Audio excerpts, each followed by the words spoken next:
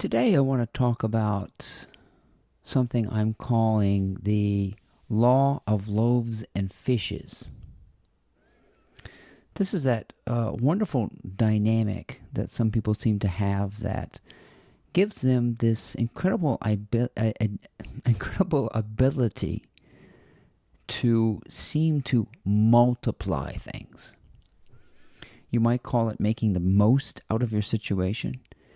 And you learn to do that by not seeing life as challenging you, but offering you an opportunity to exercise great creativity, which only appears to make you look like you can work miracles. But everybody can do it if you align with the precision and synchronistic laws of the loaves and fishes. So stick around and I'll explain my take on the law of attraction or law of abundance, which I'm calling the law of loaves and fishes.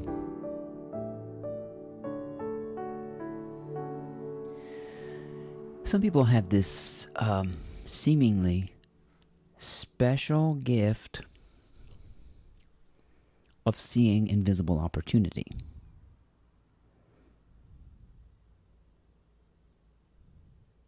But it's not a special gift. It's everybody's gift. But we don't know how to use it because we don't understand how life is a dance where you make the most out of what you have. That's the law of attraction. A lot of people think the law of attraction is attracting surplus, and they have it backwards. They think, if only I had enough money, then I can do this, or if only I had the right tools, then I can do this. But the law of abundance, or the law of loaves and fishes, is not thinking along those lines, but thinking along the lines of, what great, amazing thing can I create and make with the tools I have, even if I seem to be limited? And the more limited you are, the greater your power. In terms of physical limit, the greater your power. So you understand the law of lack, which is not really a thing at all, because you exercise amazing demonstrative power when you play with life rather than think that it's assaulting you. And so many of you, I call it the law of loaves and fishes because you've probably heard of the story of Jesus having 2 loaves of bread and 3 fishes, and he multiplied it. My take on that is that he was in the right place at the right time. He sensed that this feat he was asked to do would transpire, and many people believe a passing caravan with tons of food, which was about to spoil, needed to be offloaded at the same moment that this was transpiring. So it appeared that Jesus multiplied these things, but he was just at the right place at the right time. He was in absolute in tune with the universe, and he sensed these things, you see, because he had a great spiritual antenna of what was inevitably going to happen. So it's miracles and coincidences are the same. Some people who are in tune with the sinking of the universe seem to be able to stop storms because they sense it was going to stop anyway, right? So this is what it means to be really in tune with nature. You don't force nature to do something. You just sense that this thing, the storms end, the wind stops blowing. You don't suspend natural law. Because it stops and starts raining doesn't mean that natural law is suspended when it stops or starts. It's just that you can sense, okay, this drought is over, or this season is over. And so a miracle worker is somebody that senses that within them is a great power to take what's limited and make it into something wonderful. And you can do this in small ways. I remember I spent most of my life as a church organist. That's my love was of playing the organ. And some churches have some really crappy organs, just little trashy pipe organs that don't have much. And I learned this from a teacher. He said, don't go to the church if they ask you to play. Don't go there and say, well, your organ sucks. I can't make my music. He said, you get on that thing and you find something that sounds good on it. You find a way to make that thing sound better than it has any business sounding. So I always learned that no matter how limited the organ or the instrument was, I could still express myself. I could still create a wonderful experience for the audience. They would always be wowed, and they were like, well, we've never heard our organ sound so good. I would use all the stops. I would use various combinations of sounds that they'd never heard. So, in other words, I always thought I was most creative when I was limited. And I enjoyed that.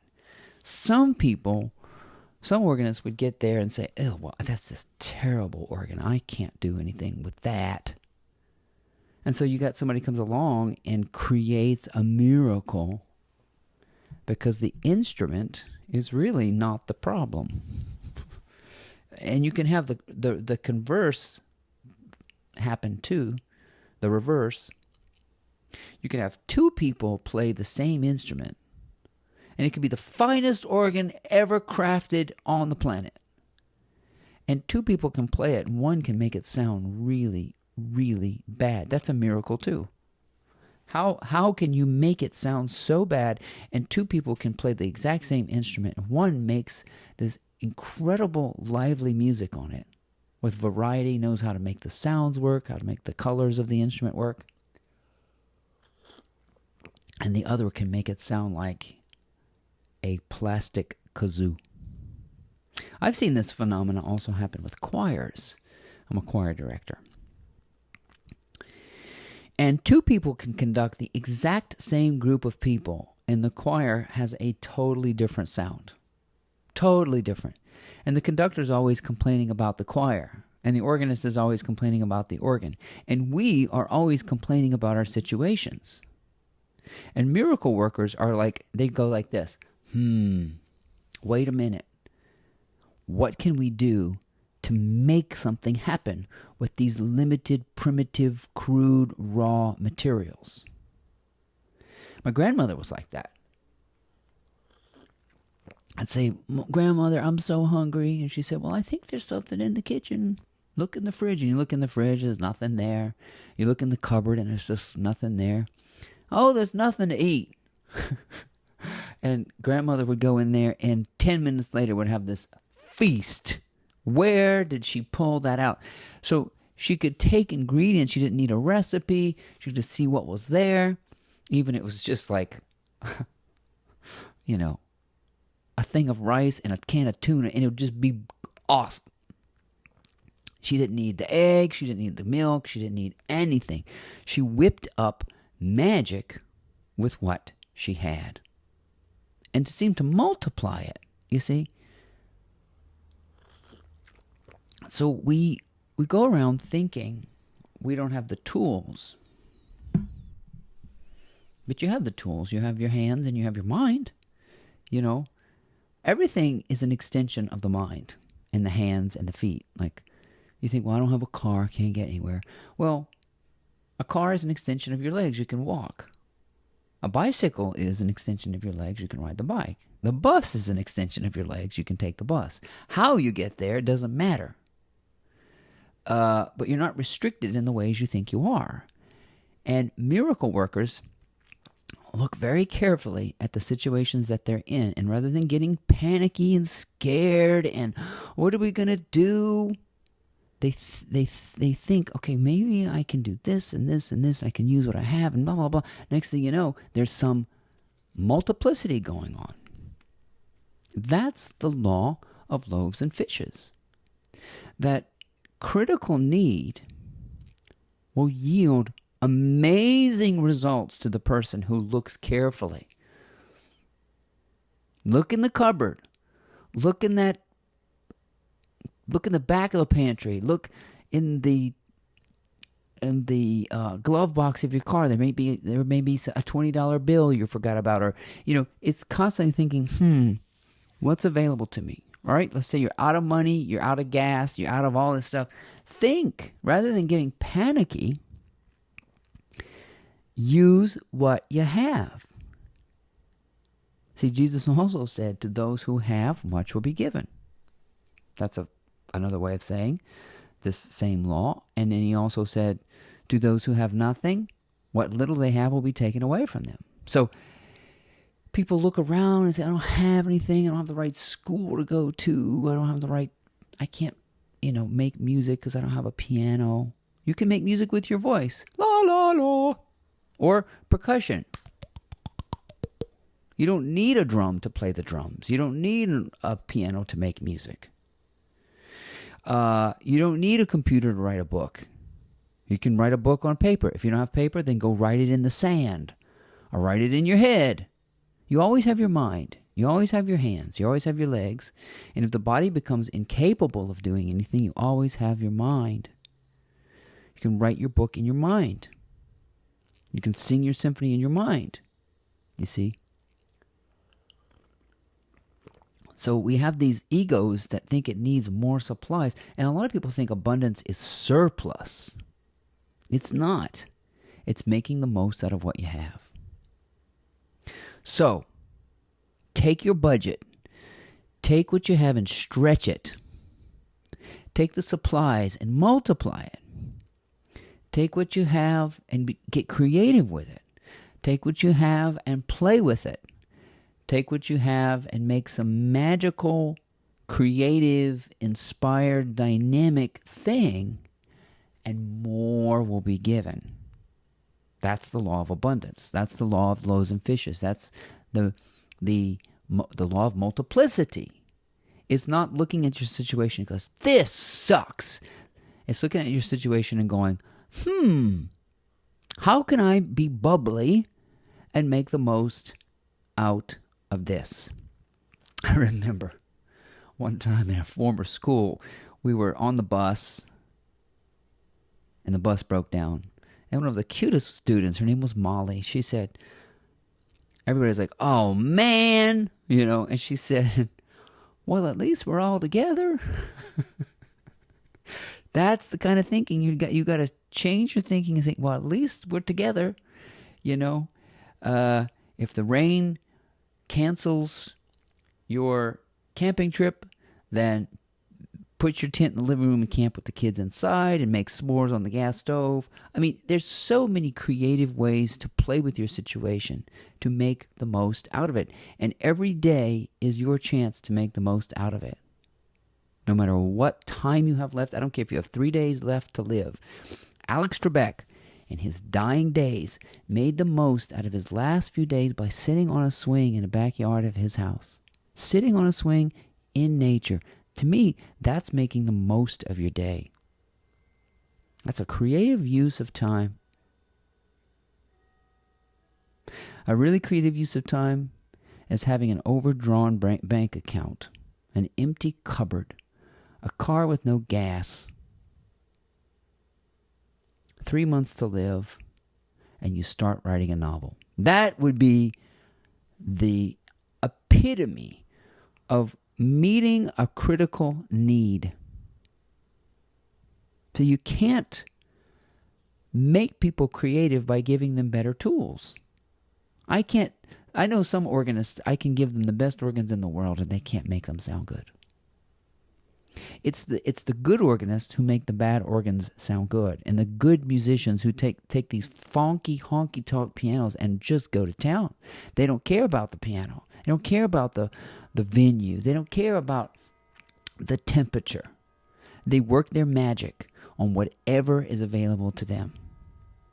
So get into that dynamic flow of, okay, rather than looking at what I don't have and lamenting, I don't have the money, I don't have the education, What can you do with what you do have? And if you continue to make more out of less and less and less and less and less and less, you will learn how to get in sync with the universe, which is you getting in sync with yourself. You will learn how to create more with little and little and little and little and little and little and little and little, and you'll get to the atom. You'll get to the last drop, and you'll create something with the atom. You'll split the atom, and kaboom! You'll have your own miracle. Just because you kept making more out of less, more out of less, more out of less, every single day. Okay, that's right.